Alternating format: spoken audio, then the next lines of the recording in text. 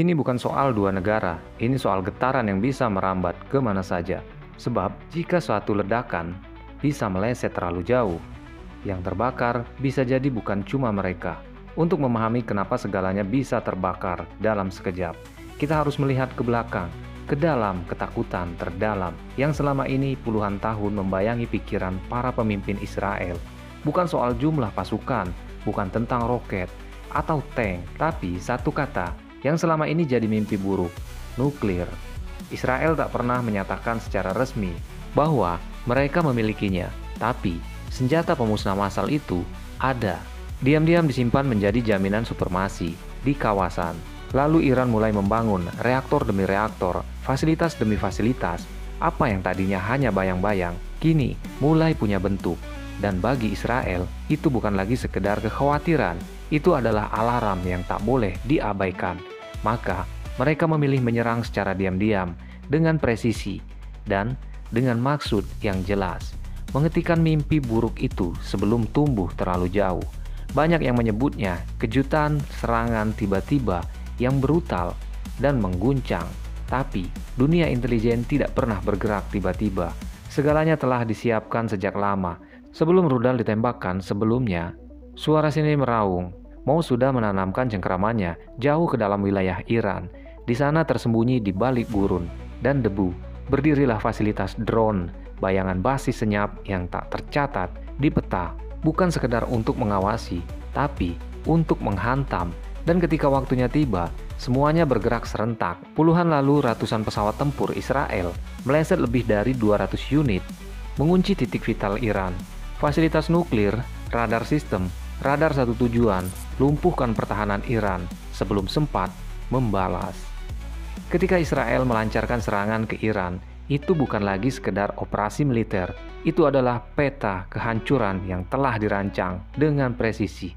Nyaris ilmiah, wilayah barat laut Iran jadi titik benturan pertama dan langit di atasnya berubah drastis menjadi ladang pembantaian. Komandan-komandan militer diburuh tanpa ampun, situs-situs nuklir diserang bersamaan, dan rudal-rudal ke permukaan Iran dihancurkan sebelum sempat menyala.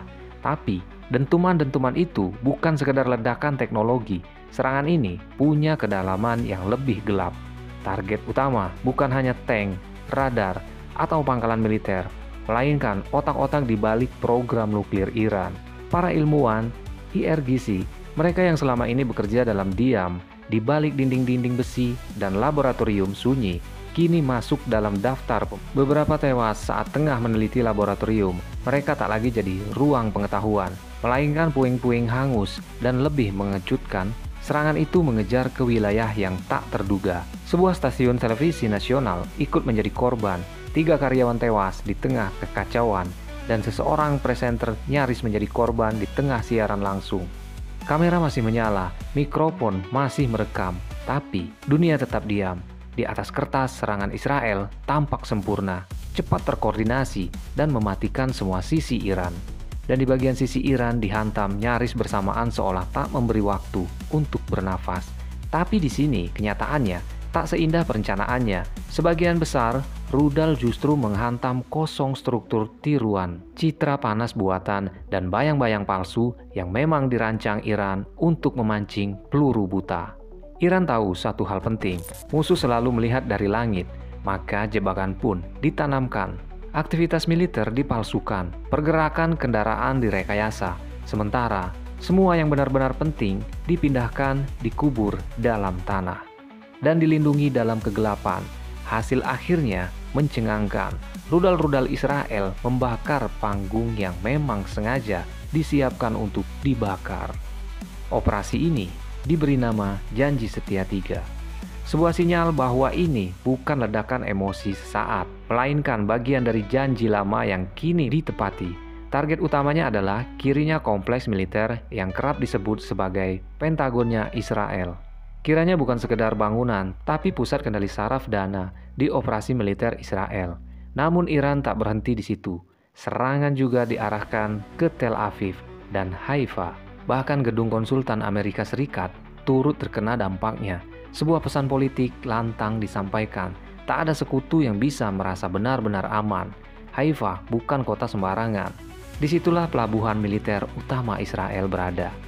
Gudang amunisi, instalasi rudal dan jalur logistik vital bersumber dari kota ini.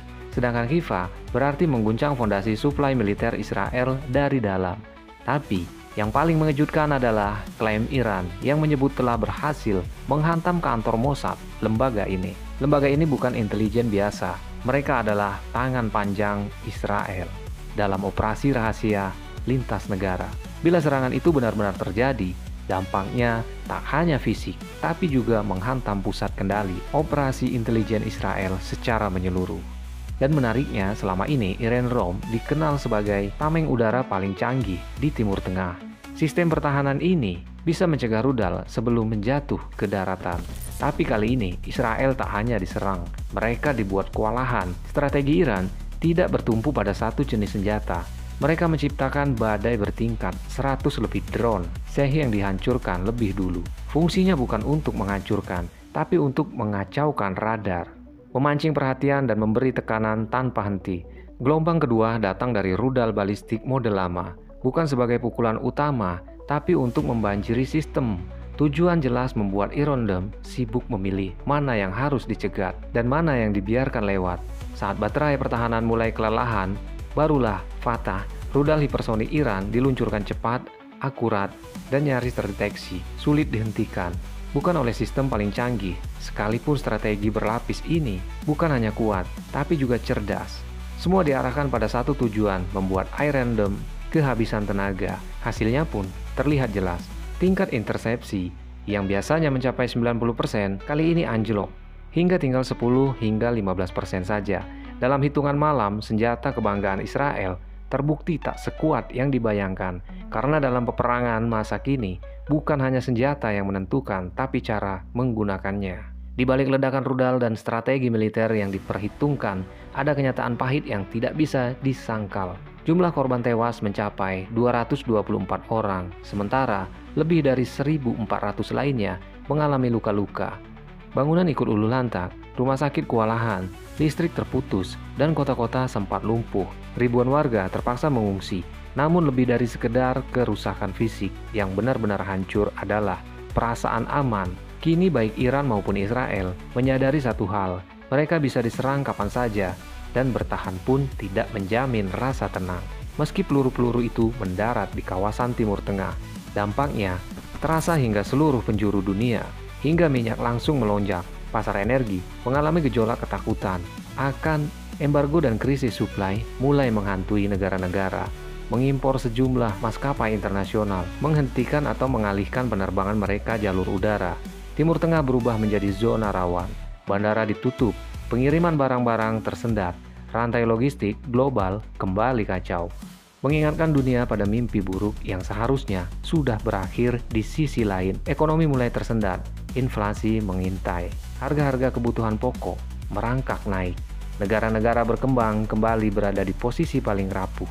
Konflik ini bukan sekedar urusan dua negara, tapi seperti batu kecil yang dilempar ke danau yang tenang. Riaknya mengguncang semua yang ada di permukaan. Ketika dua negara besar mulai saling melumat, dunia tidak bisa terus diam menonton para presiden, jenderal, hingga pemimpin dunia mulai bersuara. Tapi bukan lagi dengan ajakan damai, melainkan dengan peringatan keras. Ini bisa menjadi awal dari Perang Dunia Ketiga. Skenarionya mulai terbaca. Serangan akan terus berlanjut. Sistem pertahanan Israel, seperti Iron Dome Road 3, perlahan kelelahan. Serangan yang datang bertubi-tubi mulai menekan sensor dan menurunkan efektivitas intersepsi. Stok peluncur bisa habis, dan jika saat itu tiba, rudal-rudal besar Iran seperti Emad bisa menembus tanpa hambatan. Iran mulai mengarahkannya ke wilayah sipil. Mereka beralih. Israel lebih dulu menargetkan warga biasa. Maka serangan balasan pun tak lagi dibatasi oleh garis pertempuran. Di sisi lain, jika Iran kehilangan kekuatan, drone dan senjata strateginya, maka mereka harus menarik perlindungan dari pangkalan militer, membuka celah bagi serangan Israel yang lebih dalam. Dan jika kondisi ini terus berkembang, keterlibatan Amerika Serikat hanya soal waktu. Dunia kini berdiri di tepi jurang. Dan semoga di sini ada titik temunya, dan semoga dunia kita baik-baik saja.